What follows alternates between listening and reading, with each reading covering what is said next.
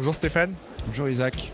Merci de nous rejoindre sur le stand de la Fabrique des Soignants. Vous représentez aujourd'hui la DGOS, la Direction Générale de l'Offre de Soins, qui est un des partenaires de notre émission. Pourquoi aujourd'hui vous êtes aux côtés de la Fabrique des Soignants? La DGOS, Direction Générale de l'Offre de Soins, est l'une des directions du ministère chargé de la Santé. Nous sommes constitués d'environ 250 hommes et femmes qui, au quotidien, s'attachent à favoriser, faciliter l'exercice des professionnels de santé, qu'ils soient médicaux ou non médicaux, qu'ils soient à l'hôpital, en clinique, parfois en EHPAD ou en ville. Quel que soit leur lieu d'exercice, nous essayons de faire en sorte que ces hommes et ces femmes professionnels de santé travaillent eux aussi à améliorer l'accès aux soins de nos concitoyens. Donc ce sont les professionnels de santé, ce sont également les structures de santé dans lesquelles ils exercent. Je l'ai mentionné, hôpitaux, cliniques, EHPAD, mais aussi communautés professionnelles territoriales de santé, hôpitaux de proximité, nouveaux modes de prise en charge comme par exemple la télésanté. Donc vraiment nous avons un spectre assez large. Donc ce sont les hommes, les femmes professionnels de santé, les structures dans lesquelles ils exercent, et également le financement de toute cette activité. Le président de la République puis le ministre ont annoncé des réformes assez ambitieuses sur le sujet du financement de l'exercice professionnel. C'est enfin des modalités de prise en charge des patients un peu innovantes, comme par exemple la télésanté, comme par exemple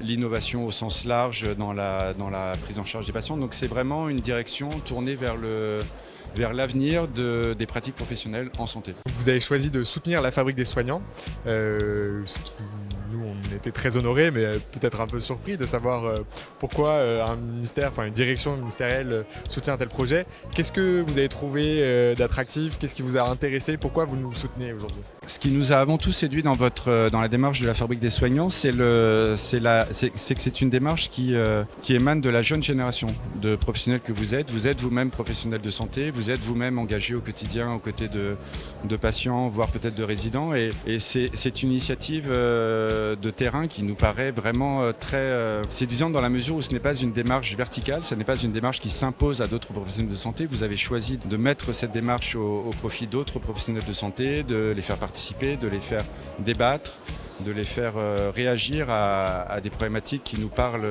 également au quotidien. Donc ça, c'est vraiment le côté participatif de votre démarche et le fait que ça vienne de la jeune génération qui nous a beaucoup séduit. Et l'autre point qui nous a séduit, c'est également le fait que votre démarche tâche de mettre en lumière ce qu'on appelle nous des belles histoires, c'est-à-dire des projets professionnels qui réussissent, qui parviennent justement à l'objectif que nous partageons, qui est d'élargir et d'améliorer le plus possible l'accès aux soins de nos concitoyens. C'est donc l'impact positif sur les pratiques professionnelles, c'est le débat, c'est l'échange, c'est la vitrine d'expérience qui fonctionne. Donc tout ça mêlé nous semble être vraiment une démarche exemplaire et que nous avons donc à cœur maintenant de soutenir officiellement. On vous remercie chaleureusement pour ça.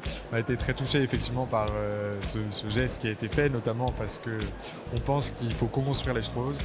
Et donc c'est dans cette perspective-là qu'on est très excités, autant le dire, de poursuivre un partenariat avec vous. Et voilà.